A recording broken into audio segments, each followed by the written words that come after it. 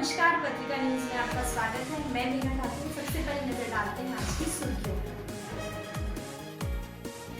कटनी भाजपा में अंतर्कलह, मंत्री संजय पाठक को पार्टी में शामिल करना स्वीकार नहीं। संगठन की मर्यादा के चलते खुलकर विरोध नहीं, पर सोशल मीडिया में निकल रही नेताओं की भड़ास। अमित शाह के साथ अभिनेता अन्नू कपूर भी होंगे नर्मदा सेवा यात्रा में शामिल। सचिन तेंदुलकर, कपिल देव के आने की भी चर्चा। 17 अप्रैल को ग्वारीघाट में सीएम की उपस्थिति में होगा कार्यक्रम। गंगा जमुना की तरह जीवित घोषित होगी नर्मदा नदी। हाईकोर्ट ने कोशिश को परवान चढ़ाया। जीवनदायिनी नर्मदा को लिव इन एंटिटी घोषित करने की मांग। याचिका पर हाईकोर्ट गंभीर, सभी पक्षों से मांगा जवाब। बजट बैठक में कांग्रेसियों ने किया हंगामा। लेखा समिति में बजट की प्रति नहीं देने पर गुस्साए। अध्यक्ष की आसंदी के सामने आकर की कांग्रेसियों ने नारेबाजी। रेलवे यात्रियों को पिला रहा कीड़े वाला पानी। कटनी मुख्य रेलवे स्टेशन में आ रहा गंदा पानी, यात्रियों को परेशानी, अधिकारी अनजान। मंदिर से लौट रही नाबालिग लड़की के साथ गैंगरेप, 2 आरोपी हिरासत में। कोतवाली थाना अंतर्गत भट्टा मोहल्ला की घटना। कटनी के भट्टा मोहल्ला में नाबालिग लड़की से गैंगरेप की पुष्टि। सुरीली शाम में मुकेश, रफीक, किशोर के दीवानों की सजेगी महफिल। पत्रिका का याद है, जाने कहाँ गए वो दिन का आयोजन। कल संस्कारधानी को पत्रिका का सुरीला तोहफा।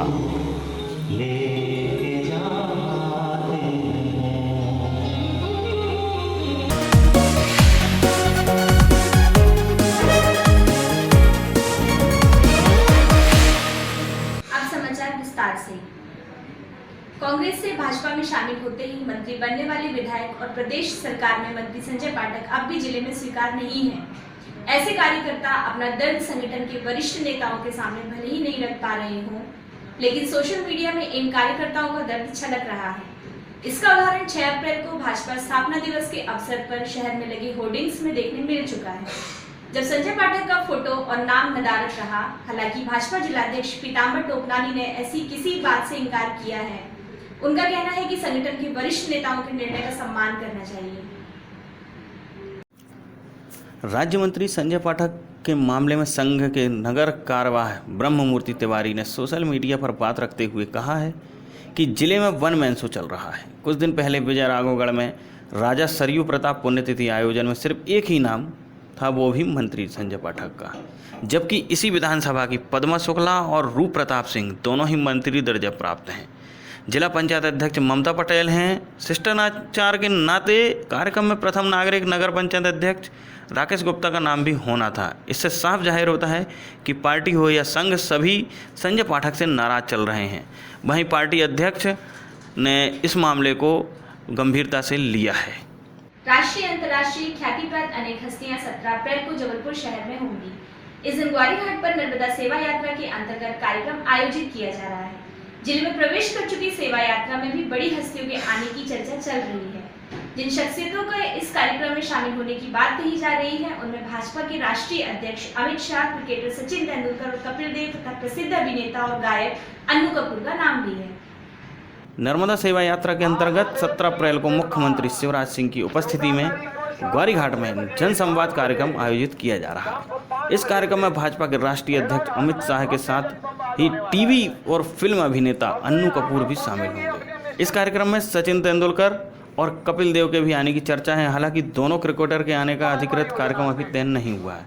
वहीं बॉलीवुड अभिनेता अन्नू कपूर का आना तय हो चुका है।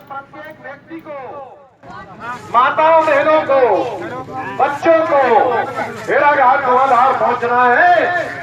माननीय शिवराज सिंह चौहान जी के जन संवाद में सम्मिलित होना है। शिवराज सिंह जी आपसे बात करेंगे।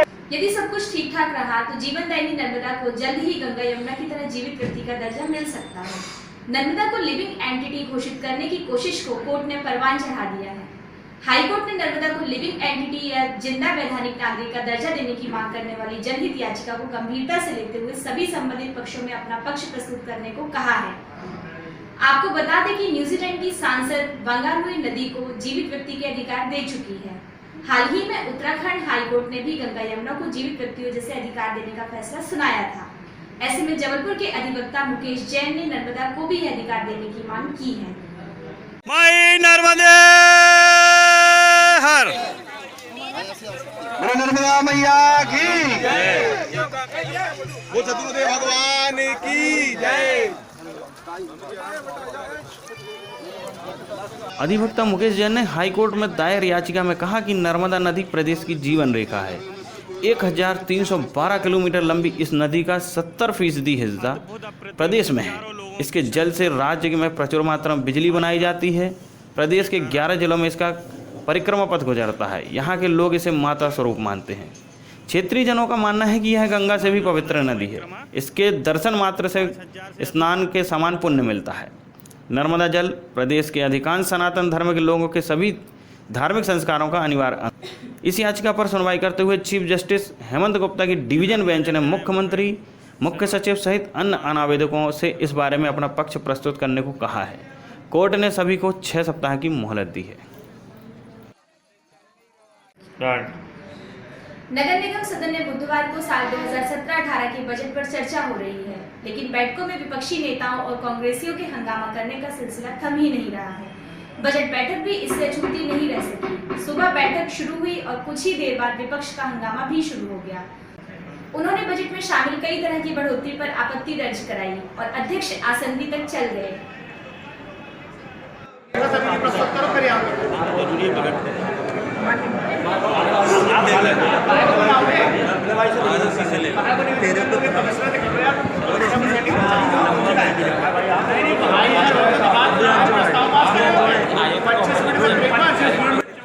बुधवार को वित्तीय वर्ष 2017-18 के लिए बजट पेश किए जाने के लिए नगर निगम की बैठक बुलाई गई थी।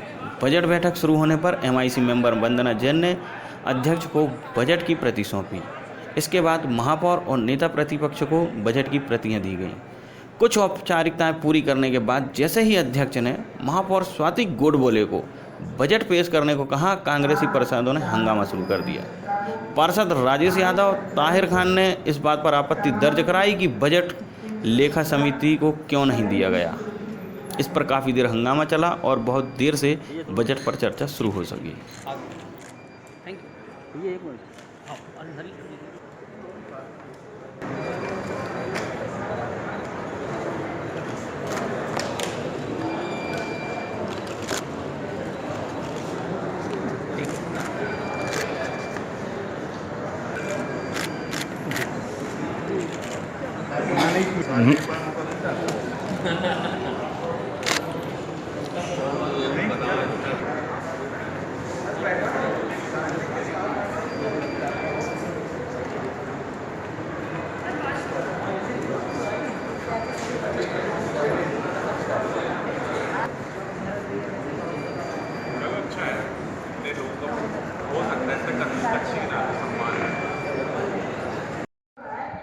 प्रस्तुत करने की आपका जवाब दें। जो नगर पालिका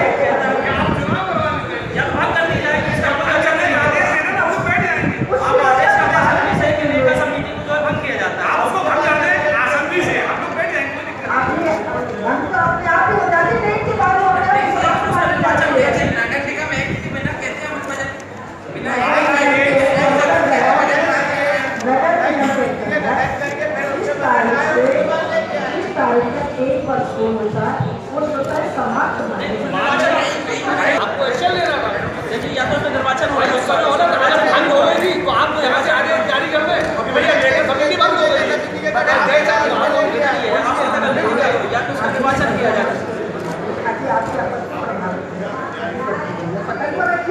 पूर्व में मैंने दिया हर साल रेलवे विभाग किराया रेल सुविधाओं के विस्तार के लिए बजट में इजाफा करता हो, लेकिन रेल और स्टेशनों की स्थिति सुधरने का नाम ही नहीं ले रही है।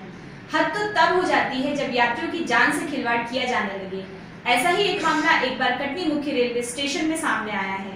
यात्रियों के लिए शीतल पेयजल के नाम से की जाने वाली पानी की सप्लाई में न सिर्फ गंदा पानी आ रहा है, बल्कि कीड़े बिलबिला रहे हैं। सूखेकरण के कारण यात्री गंदा पानी पीने मजबूर हैं और रेलवे अधिकारी लगातार अनदेखी कर रहे हैं। क्या आ रहा है ये ठंडा पानी इसमें कचरा दिया कहाँ से कहाँ जा रहे हैं आप लोग? लोग इलाहाबाद जा रहे हैं मुंबई से। किस तरह का पानी आ रहा है? पानी बहुत गंदा आ रहा है, इसमें स्मेल भी आ रहा है, इसमें कचरा भी आ रहा है। आपका नाम? उस्मान। बुधवार की सुबह लगभग 10 बजे कामायनी एक्सप्रेस कटनी जंक्शन के प्लेटफॉर्म क्रमांक 3 पहुंची। प्यास से तड़फड़ा रहे यात्री बॉटल डिब्बा लेकर नलों की ओर भागे। जैसे ही बोतलों में पानी भरा वे हैरान रह गए। पानी न सिर्फ हरा और मटमैला न से हुआ बल्कि पानी में कीड़े उतर आ रहे थे। यात्रियों ने जब यह नज़ारा देखा तो वे हैरान रह गए। जब यात्रियों ने पाया कि पानी एकदम गंदा है तो पानी से भरी बोतलें भी खाली कर दी।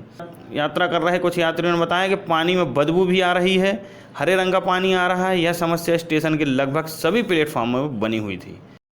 कटनी कोतवाली थाना क्षेत्र अंतर्गत भट्टा मोहल्ला में सनसनीखेज मामला सामने आया है। रात में मंदिर से घर लौट रही नाबालिग लड़की से गैंग रेप किया गया। आरोपियों के चुंगल से छूटकर घर पहुंची पीड़िता ने परिजनों से दर्द बयां किया। पीड़िता व परिजनों की शिकायत पर पुलिस ने प्रकरण दर्ज करते हुए आरोपियों की तलाश में जुट गई है। वहीं सूत्रों की माने तो पुलिस ने 2 आरोपियों को हिरासत में ले लिया गया है। पीड़िता को गंभीर हालत में जिला अस्पताल में भर्ती कराया गया।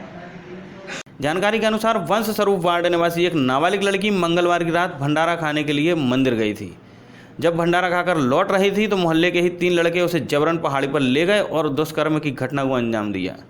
किसी तरह से छूटकर भागी लड़की घर पहुंची और मामला परिवार वालों को बताया। पीड़िता को गंभीर हालत में परिजन कोतवाली थाने लेकर पहुंचे। पुलिस ने शिकायत दर्ज करते हुए नाबालिग को जिला अस्पताल में भर्ती कराया, जहां उसका उपचार जारी है। बताया जा रहा है कि गैंगरेप में शामिल 3 आरोपियों में से 2 आरोपियों को पुलिस ने रात में ही गिरफ्तार कर लिया है। हालांकि अभी तक इस मामले में पुलिस ने खुलासा नहीं किया है। उक्त घटना से क्षेत्र में तीखी निंदा की जा रही है। मुकेश की आवाज का दर्द छलकेगा, रफी की रूमानियत दिलों को छुएगी, लता के सुर कानों में रस घोलेंगे। कुछ ऐसा ही होगा यादों के दरमियान, जब मानस भवन में ऑर्केस्ट्रा के संगीतकार गायक कलाकारों के सुरों के साथ संगत देंगे। बॉलीवुड सिनेमा के गोल्डन एरा को जीना चाहते हैं तो हिस्सा बनिए पत्रिका प्रेजेंट्स यादें, जाने कहां गए वो दिन का। मानस भवन में 13 अप्रैल की शाम पत्रिका फिर लेकर आ रहा है यादों का सुनहरा पिटारा। सुरों से मानस भवन फिर गूंजेगा। पत्रिका का यह महाआयोजन शाम 7 बजे से प्रारंभ होगा, जहां पर हर दशक के सुपरहिट गीतों का नजराना श्रोताओं को दिया जाएगा।